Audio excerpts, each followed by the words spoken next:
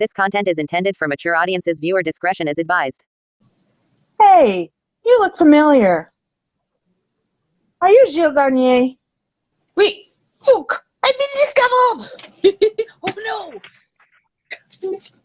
Okay, so I'm going to entertain Jack for a second here by actually starting on Gilles Garnier, the Werewolf of Dole. I have a map that I better not be holding upside down.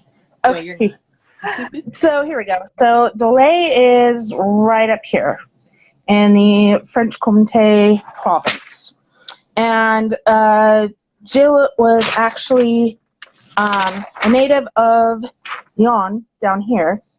So he married his wife, Apolline, which might be Apollina. I honestly have been looking up so many pronunciations, I can't remember.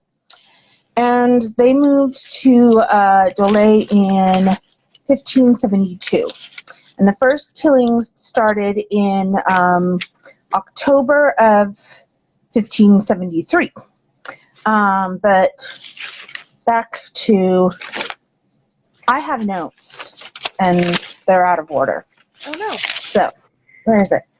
Okay. So, Gilles was described as, okay, well, first they moved to this really crappy house in the woods, just on the outskirts of Dole, and they apparently sucked at farming because I think there's one account where it just says about how all the land was just dead around their house.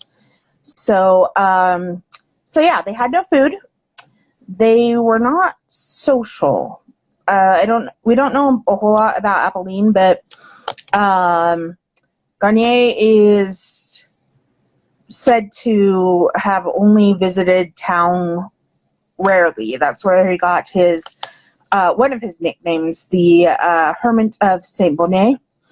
And he was described, and I'm trying to remember exactly where this description comes from because the little oh my gosh, I can't believe that word we're already at the point where words are falling out of my head. It's the little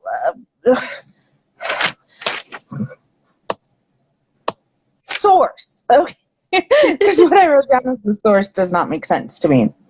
But he was described as a somber, ill-looking fellow who walked in a stooping attitude, and whose pale face, livid complexion, and deep-set eyes under a pair of coarse and bushy eyebrows, which met across the forehead, were sufficient to repel anyone from seeking his acquaintance. Gilles seldom spoke, and when he did, it was in the broadest... I'm not sure if I'm going to pronounce that word right. Pathos? What? Pathos? Pathos? I don't know. It means vernacular, though. Oh, okay. I do have that. So basically, he's antisocial and has a unibrow, so no one likes him.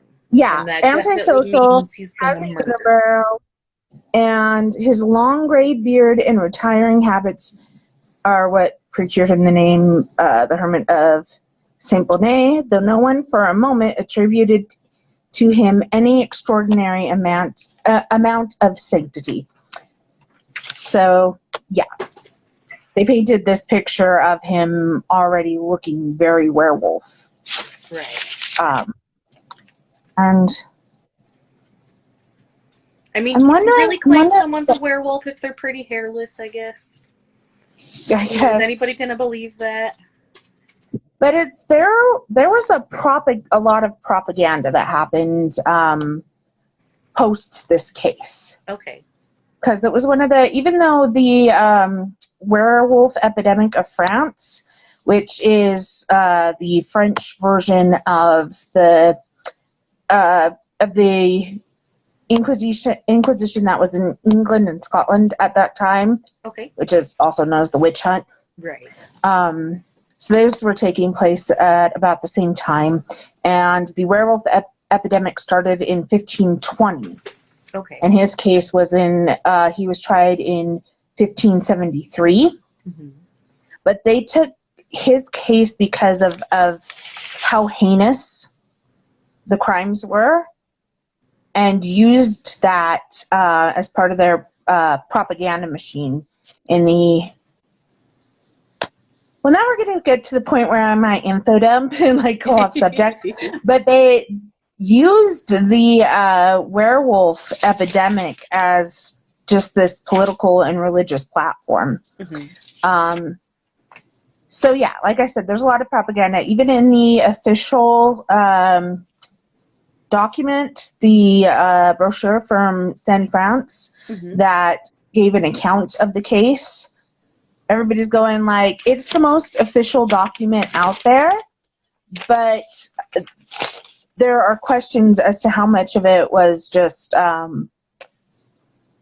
sensationalizing. Right. Makes sense. Okay, so now we get to the point where Garnier and his wife are living in the middle of the forest. They're obviously unsociable. People don't want anything to do with them. They can't grow their own food. So they're relying on hunting and foraging, which they also really suck at. So and they were just living for them. Yeah, it was not good. So they were in this perpetual state of starving. And I think really there are a lot of questions as to whether Garnier was mentally ill. And I think even if he hadn't have been born that way, the persistent malnutrition would have caused him to have mental deficiency. What is it? Diminished capacity. Yeah, that makes sense. And I would also think, and it's just, me going off on my thing, but I would think that Apolline would have been suffering from that as well, because she was starving just like he was. Right. So we'll, okay. I'm all over the place today. I apologize for that. I'm very tired. Okay, so the first incident, excuse me, took place on the night of St. Michael's Day. And it was a 10-year-old girl who was attacked in a vineyard. And during Garnier's confession, he said that he strangled her and then dragged her into the woods and stripped her, and he ate the flesh from her arms and thighs, and then he took another chunk back home to Abilene. Okay. So, and we have a comment. Food gives you energy and feed your brain, so it probably was because of starvation. Yeah. Yes, I agree. So, okay, so that's victim number one, 10-year-old girl. And it is important to say that this was on St. Michael's Day because there's so much religious stuff that ties into the case in the first place. So on St. Michael's Day, a 10-year-old girl eats her arms and thighs and brings home flesh to his wife. Right. And then the second victim was, I have to look this up exactly. It was a little girl, and she was attacked in a meadow. And I think he just, he started in on her. The document that I did find said that he inflicted 5 wounds upon her. And then he was interrupted, and he fled the scene, and people... the witnesses who had interrupted said that they saw the form of a wolf fleeing the scene. So she died not that day, but I think it was the next day she died from the injuries. And then we had another boy, and I just realized what I'm doing. That's funny. I had this pulled up right here, and I'm looking all over for it. So the next one was another boy, and I think this one was 10 as well. And he was attacked in a vineyard and, strangled, stripped. Oh, here we go. Now I've got it. Okay. So Oh, I'm sorry. So the second one, the little girl that he killed, Mm-hmm. was 8 days after the Feast of All Saints. Okay. So again, in close connection To a religion. with these Mm-hmm. Catholic holidays. Okay, so 15 days after the second girl Mm-hmm. was the first boy. And, okay, yeah, I was right. He's 10, and he was attacked in a vineyard. And, matters before, so he strangled the boy.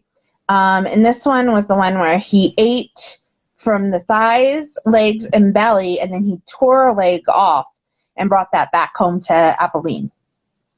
And then the last one that is confirmed, because there are other accounts that have other children, like up to 8. There were like up to 8 kids, but he only ever confessed to 4. Okay. So the 4 that are in this case is the last one.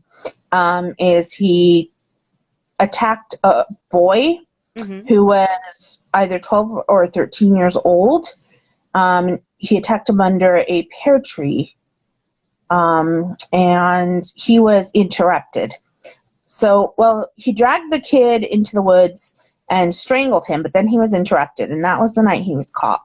Okay. And that one, they say he was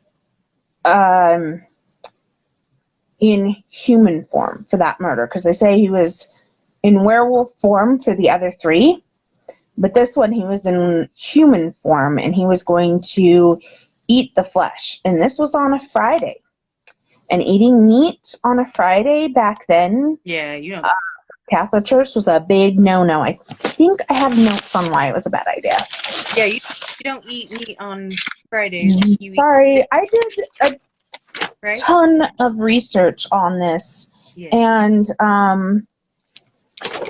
for like the last 2 weeks I've been researching this crap, but I didn't find the actual document I needed until yesterday, until last night at 8 o'clock. So that was awesome. Don't you love that? Yeah, awesome. Because now I have like 5 million other things that I need to actually say about this. So, but yeah, I'm trying to remember why it is within the Catholic religion that you're not supposed to eat meat on Fridays, that you eat fish instead. But yeah, living in New Orleans, that's a thing that still kind of happens here a lot. That there are a lot of people that still eat fish on Fridays. And so like some of the restaurants will have like specials on fish on Fridays. That's a very popular thing because of the Catholic religion. I just don't remember why. yeah. I wonder if I have it in the other document that I have. Because I found it was that really good academic paper I was telling you about. Yeah. Which was Cannibal Werewolves in the 16th Century. Mm-hmm.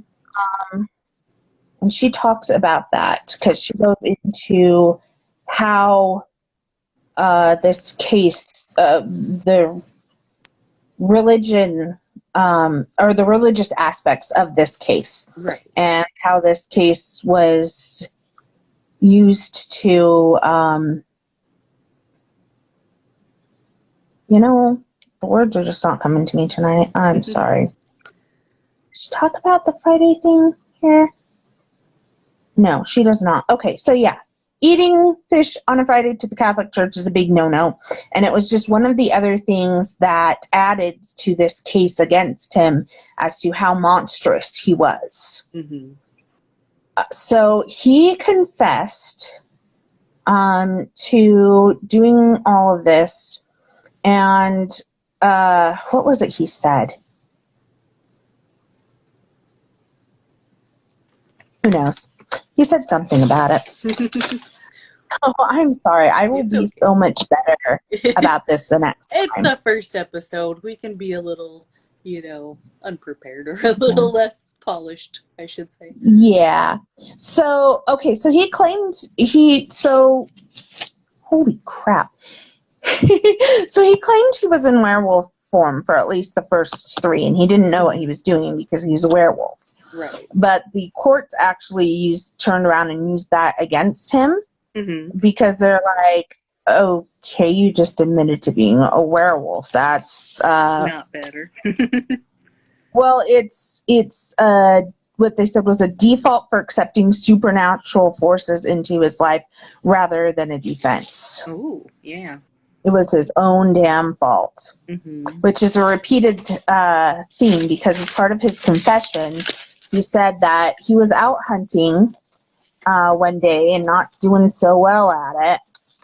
And he came upon a specter. Specter, phantom, ghost, it's all the same. Right. Who started sweet talking to him about, how I can help you with all this hunting stuff, and offered an ointment that could turn him into a wolf, a lion, or I think the last one was some sort of bird. But the specter really pushed the fact that a wolf is more innocuous than like a lion, right. And that the wolf has really great prowess as a hunter. Right. So he chose to take the form of the wolf. Mm-hmm. And there's some back and forth in the accounts that he may have been tricked about what exactly would happen when he took the form of a wolf, because he knew it was going to make him more adept at hunting, but he didn't realize that he would lose control of his faculties as the wolf. And he said that's what it was. He said that being a wolf made him behave in ways that would otherwise not have come to the surface. I have it. I know I have exactly what he said. So,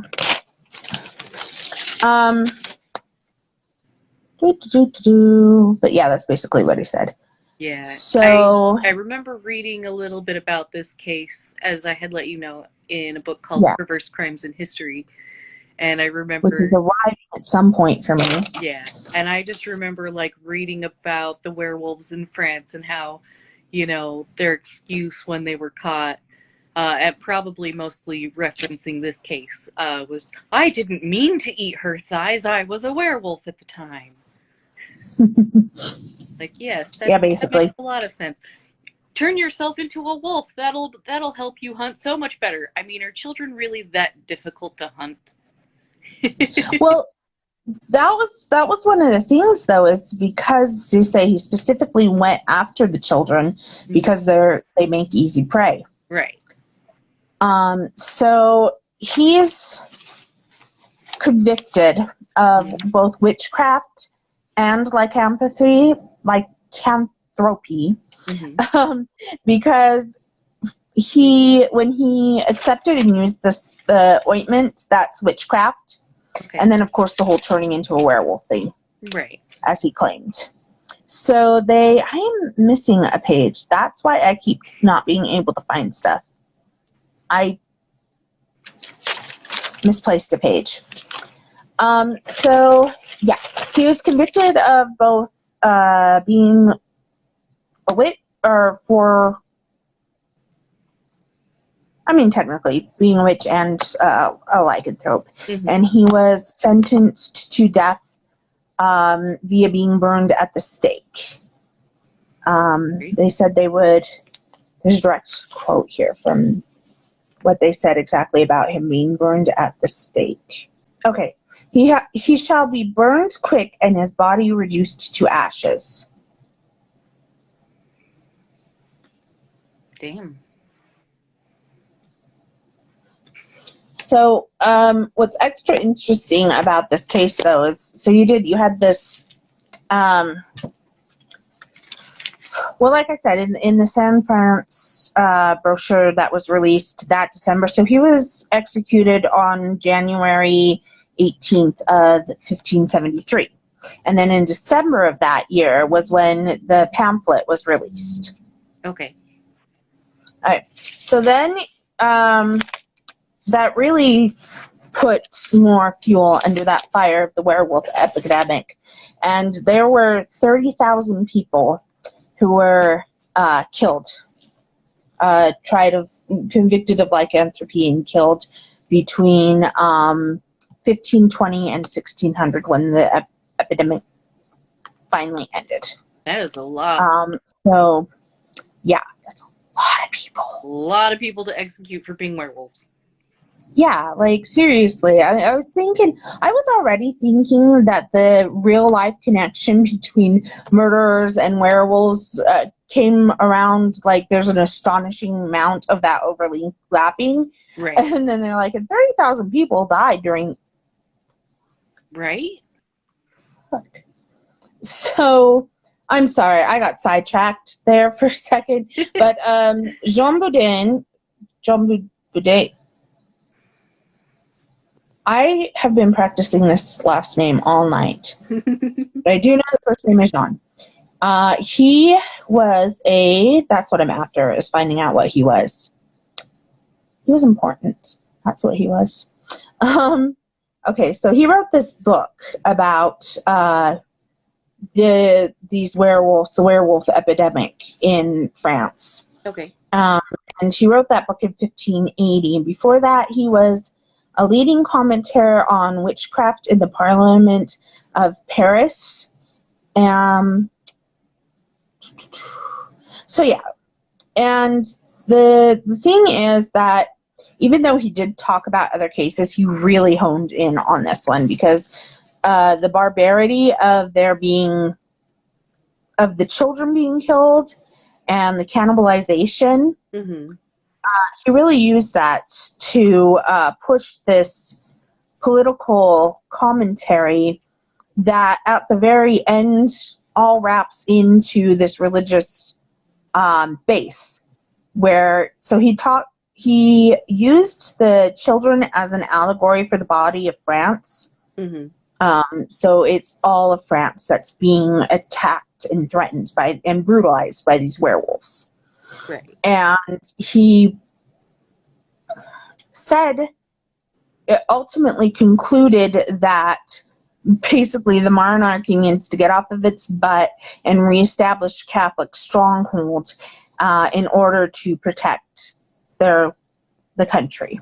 Because this was back, like, the Protestant and Catholics were going head to head at this time in France as well. So, and he said that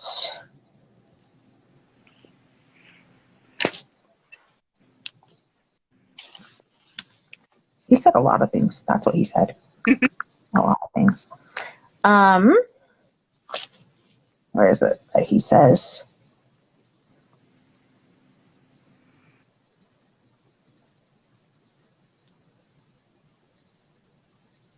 Okay, yes.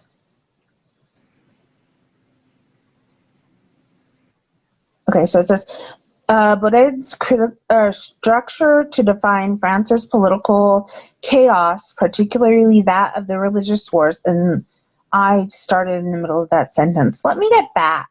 In particular, Garnier's attacks on the children and the parents' inability to protect them from the threat of the werewolf symbolizes the king's lack of protection for French citizens.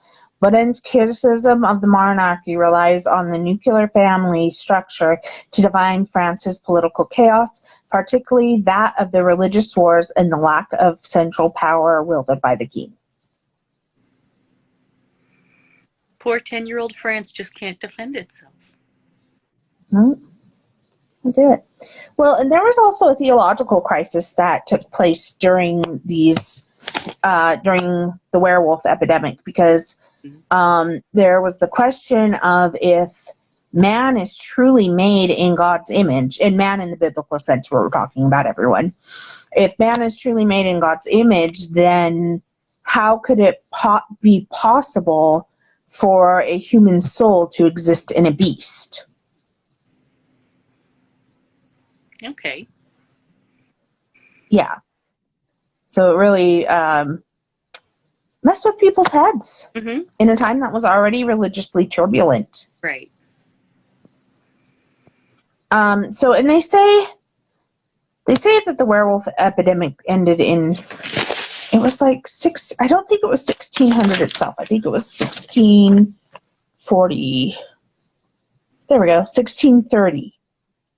And the events that took place, I didn't know how long I'd have, so I skipped over like a bunch of the socio-political stuff to get into the fact that he ate children. Yeah. Do you truly think they were werewolves? Is this the true question here? Well, I don't think they were werewolves, but there was so much superstition, and this was directly tied to the witch trials, because when the Inquisition was going on over in England and Scotland and that whole area that's now known as the UK, France came along and they asked the Inquisition, they're like, so we got this werewolf problem. And the Inquisition told them, we don't deal in superstitions. Yeah. Yeah. No, we don't deal in superstitions unless it's propaganda to benefit our church. Mm-hmm. So, yeah, they said, we don't deal in superstitions. And, France was like, okay, fine, we're just going to deal with this ourselves. So when Garnier was tried, it was actually in a secular court, not in the court of Inquisition. Okay. Yeah. So anyhow, you had these witch trials that were going on. So it led. Now, lycanthropy stories are really, really old. They date all the way back to the ancient Greeks. But specific to the epidemic in France, the ball actually got rolling in 1430 in Basel, Switzerland. Okay. So, which is where my mom was born. Totally off subject. I was gonna say, I've heard of that town. Yeah. Wink, wink. Yeah, that's because that's where mom was born.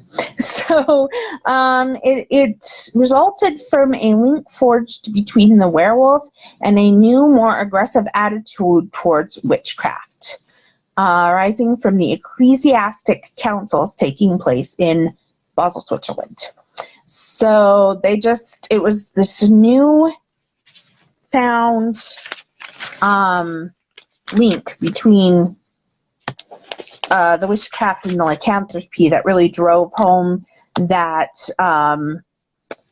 werewolves are part of this evil and they're in league with the devil. Like they make this, they accept the transformation into their lives. Right. And there were actually later questions of, okay, what if somebody accidentally becomes a werewolf, or they're tricked into being a werewolf? Right. Do we try that in the same way?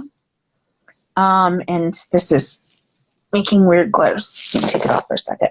Excuse my beautiful hair. So, yeah, basically witchcraft.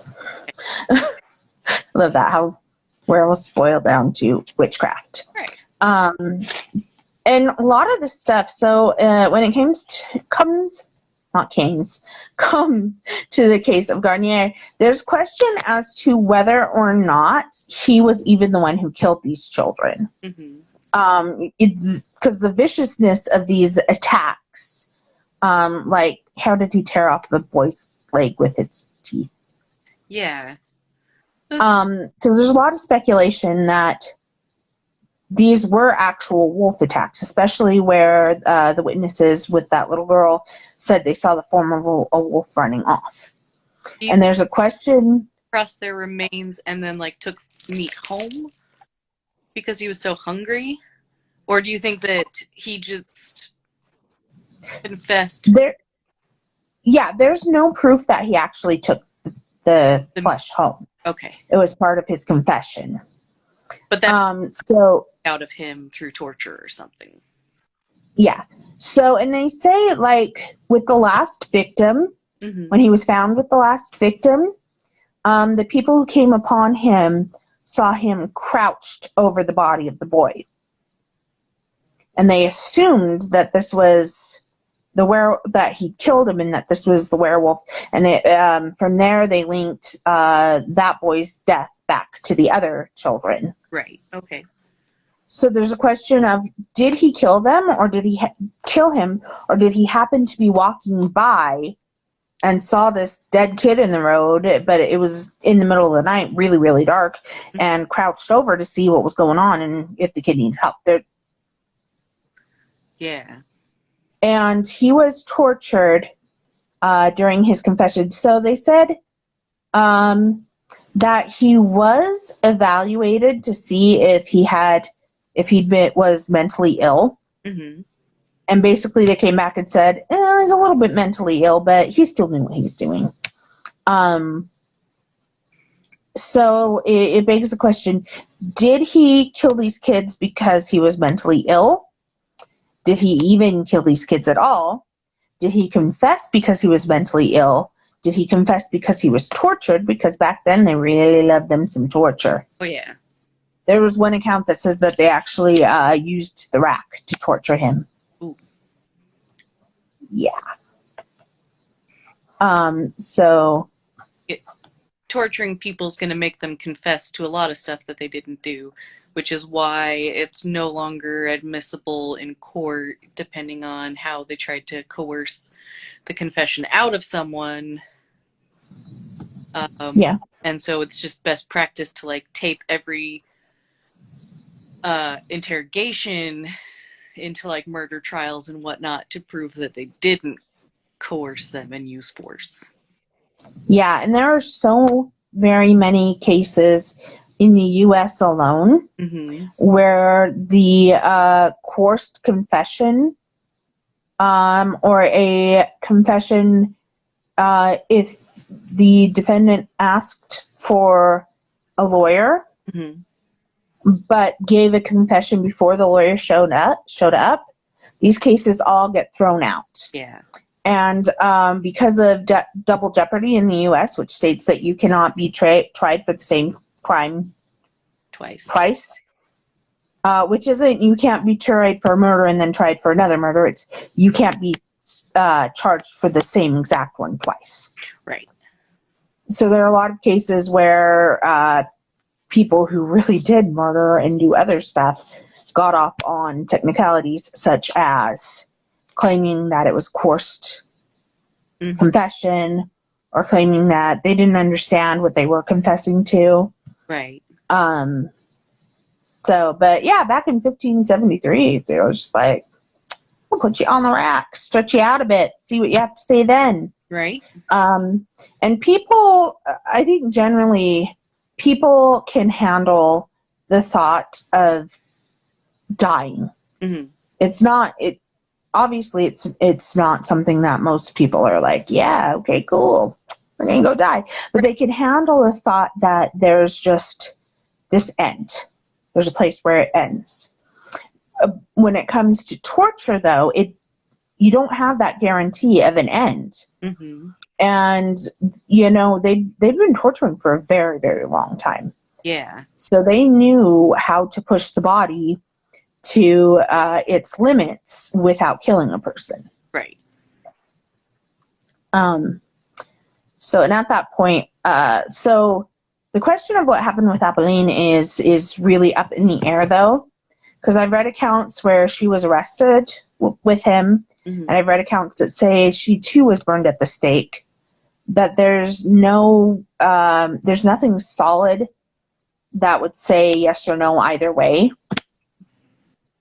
Just like there's this question where some accounts say that he had children with her, but I found like 2 that said he had children, but everything else points to there being no children. Okay. At all. Well, good. No, I'm just kidding. Yeah. Right? Oh, there were children in that house, parts of children. So what was I saying about the...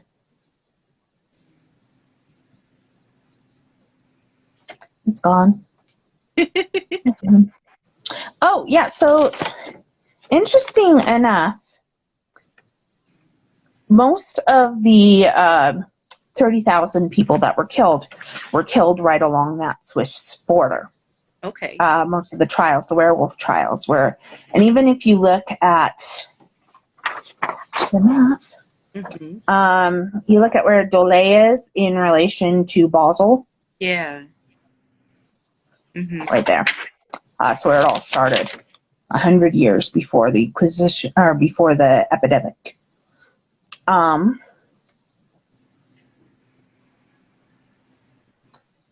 yeah. Now during this time, so right after Garnier's trial, there was an edict issued from the provincial authority, and it was directing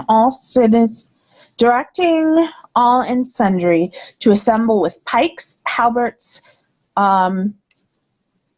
I do not know how to say that word.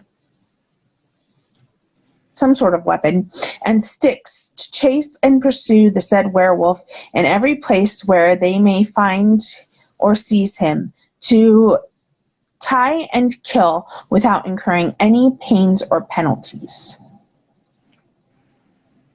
They were freaking serious about these werewolves. Yeah. And it became popular for children to form up and have werewolf search parties. It's a fun thing to do when you're 10 or 12. Right. Go out in the woods with a bunch of friends and sharpened sticks. And that's really all they had. They had like these practice bayonets and they had sharpened sticks. Everyone else. And they were, and the thing is, the adults did it too, but for adults, you're like, whatever, they do that crap. Right. But for these little kids to do it, and the kids and the adults would come back with these harrowing tales of having faced a werewolf. And one of them, they were like, this boy got caught up in the jaws of the werewolf, and his friends, they tried to fight him, and they were so brave against this big old werewolf that had their buddy in his mouth. Yeah. No, that's what we call a Darwin Award right there. Right. Yeah, so yeah, that was awesome pastime. I mean, what else are you going to do in medieval France? Right.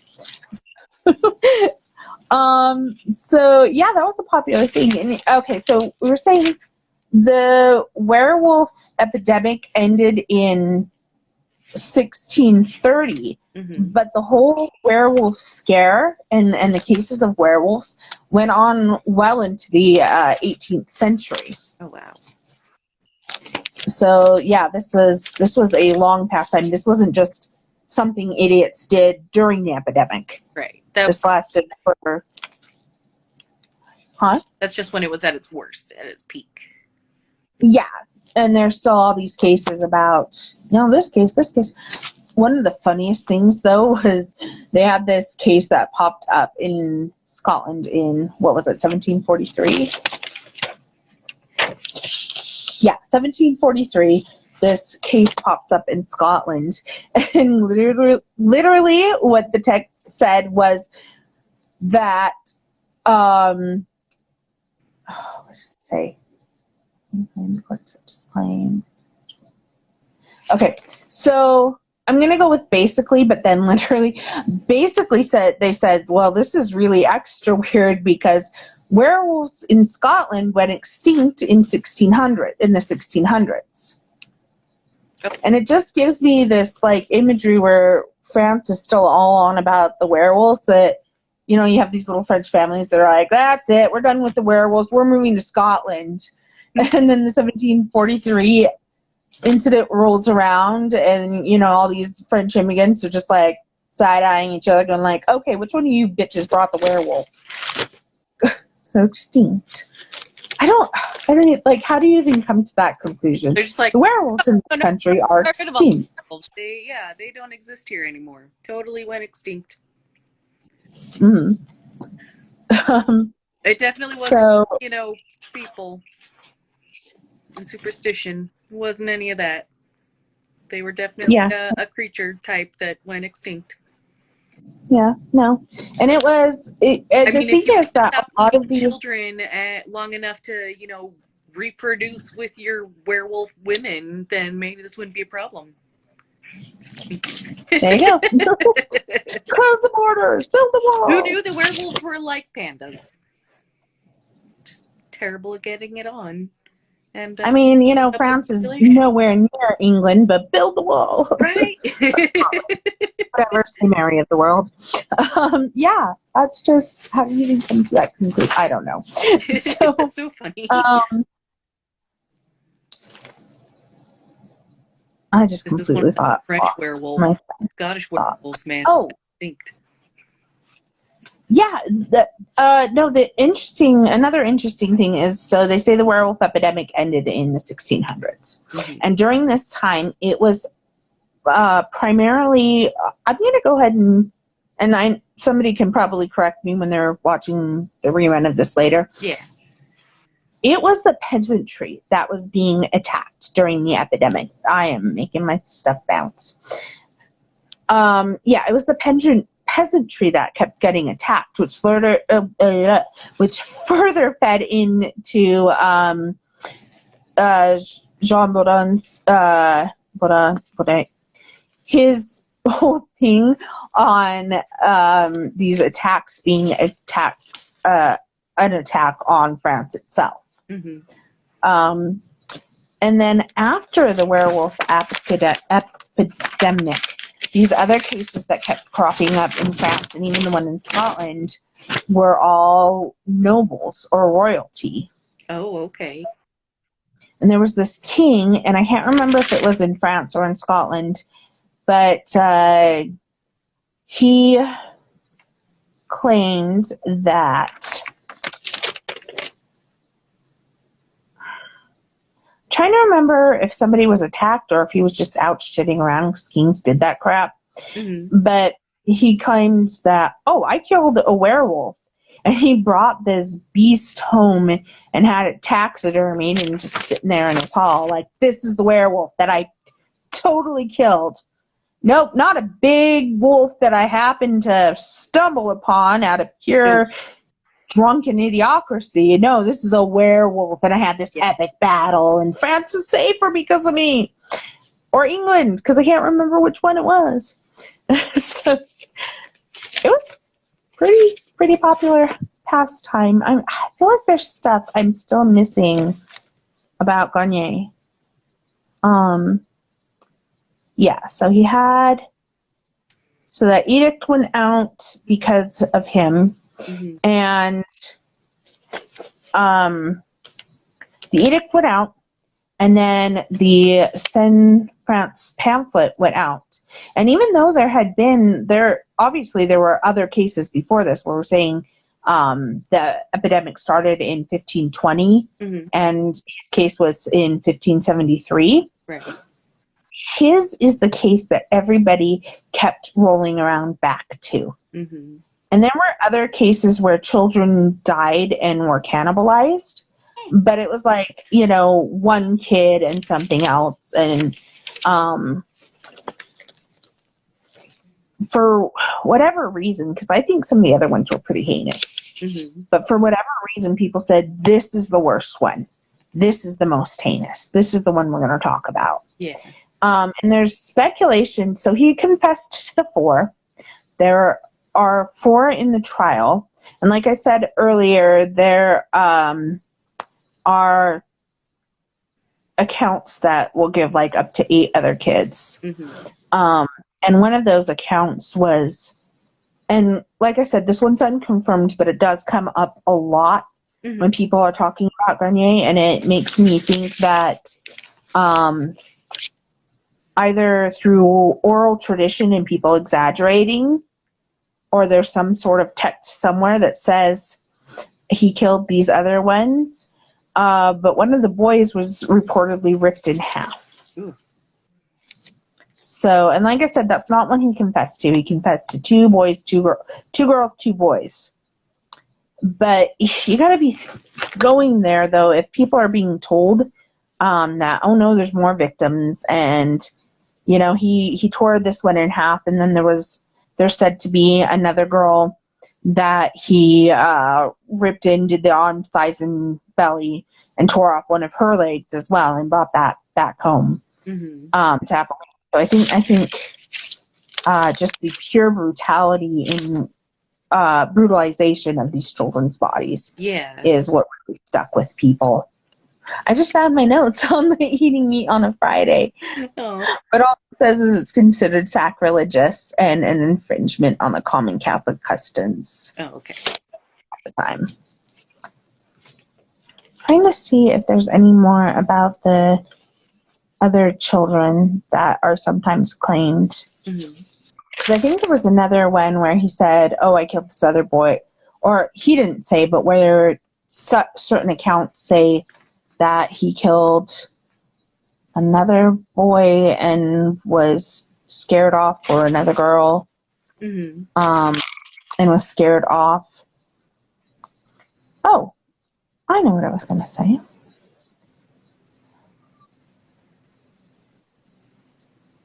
Oh, okay. So I was going to get back to this Henry guy.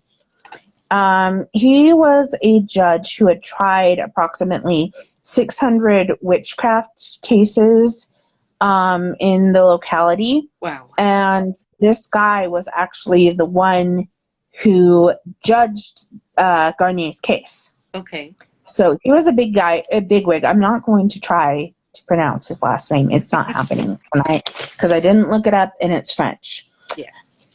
But yeah, he's this bigwig. He's tried all of these cases, and you know, he's a who's who of witchcraft cases. Probably everybody was guilty, right? What? I said, and probably everybody was guilty, right? In all of his cases. You don't get tried to not be guilty back in those days. Right.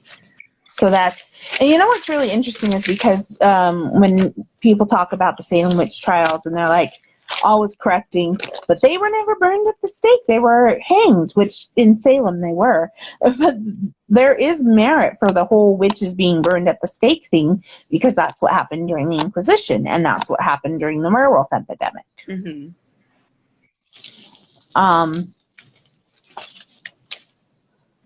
So yes, bigwig brought in there, tried the case, and then I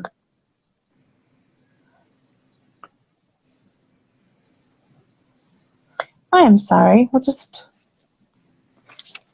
I don't know, fill the silence with bad beatboxing.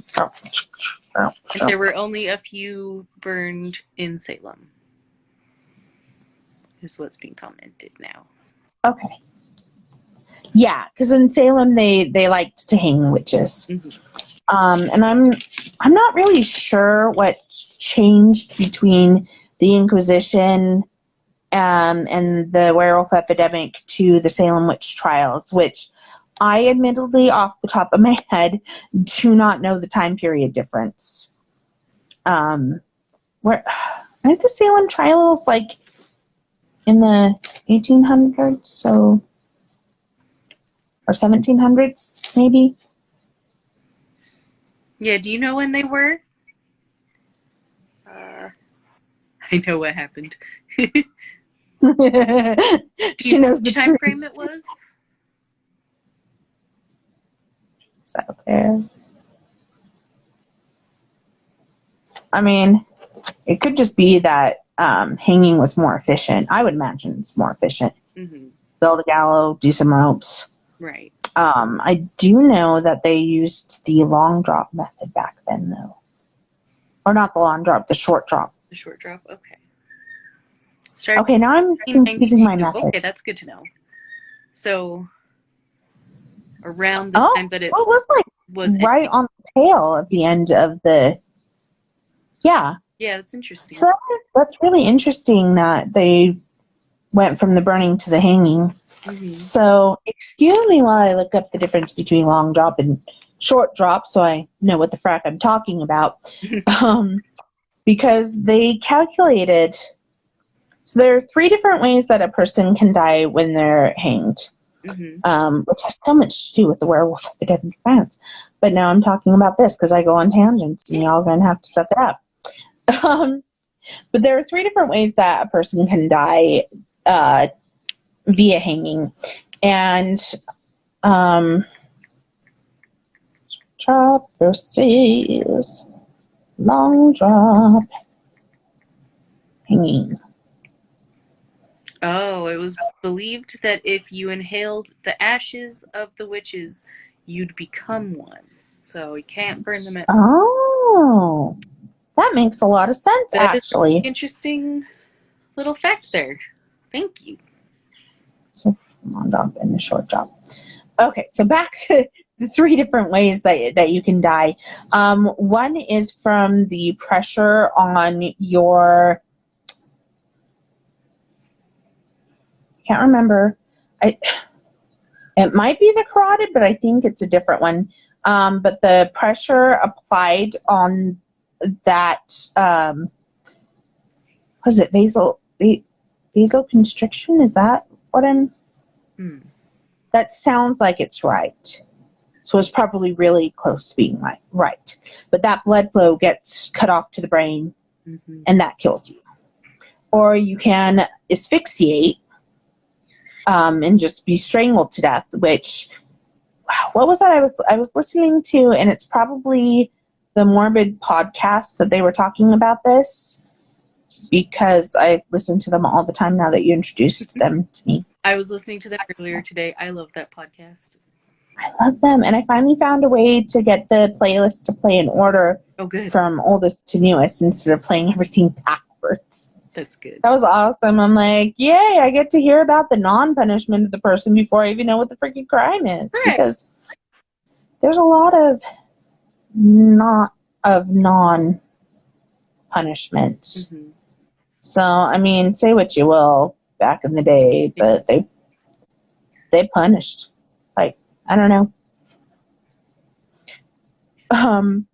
In some rare cases, the neck would snap. Yeah, yes. I was wondering if that was the third. That's the third one. Is it's either the blood gets cut off to the brain, they suffocate, or their neck snaps. But in the podcast, they were saying the suffocation and stuff could take up to an hour to actually suffocate, and it's said to be like just horrible to have gone through. And okay, so the long drop is the one where they actually calculate the height and weight, and you have more instances of the neck breaking. And the short drop was the one that, the short drop is the one that took a while. Okay. Yeah, and it's said to be just absolutely horrific to witness, because they're writhing around and they're flailing and convulsing the whole time, because they start losing that control over the body and the mental functions in the brain as it shuts down for the lack of oxygen.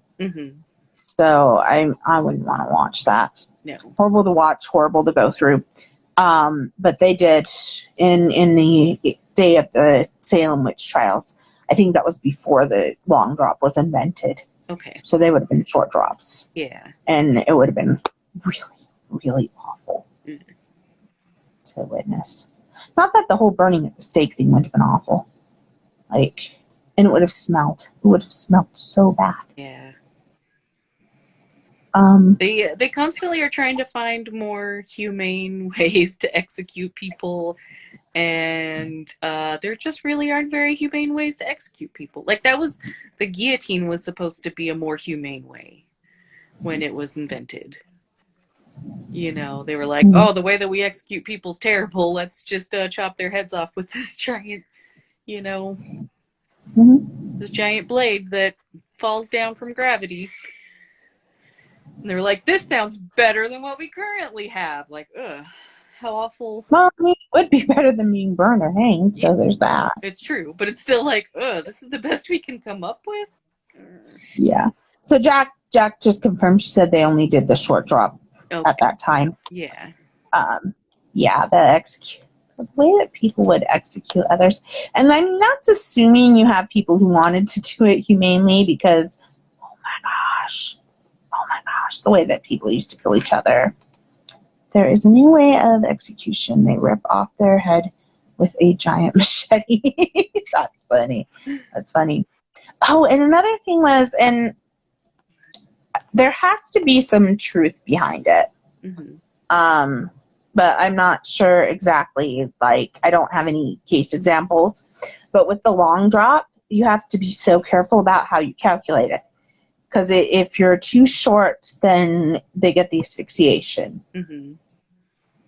Or, I'm sorry, if the rope is too long, they get the asphyxiation. Okay. But if you do it too short, it'll pop the head off.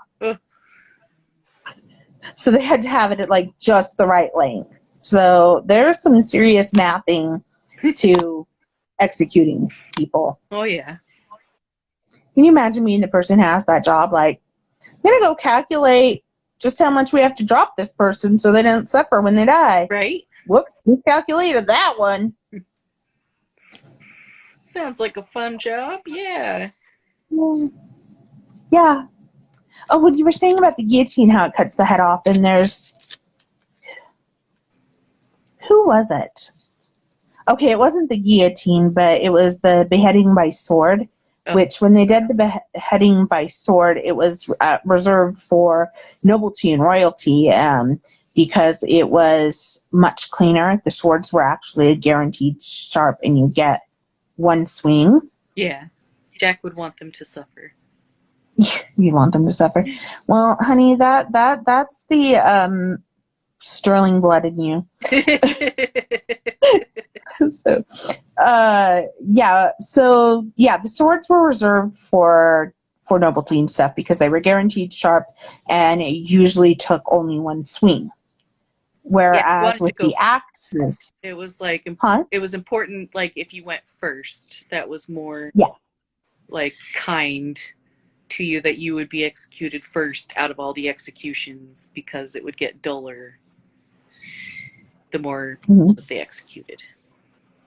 Yeah. And there's a story where one of King Henry VIII's wives, and I want to say it was a Mary. Why do I not know the names of his wives off the top of my head? That's really bad. I should know that stuff. Oh, we have 17 seconds remaining. So thanks for tuning in. Come back next week. I love you. Let's talk about King Henry next week and finish that thought, because I know tons about all of that. Okay, we can do King Henry. I mean, I'm we up could for that. just for a minute.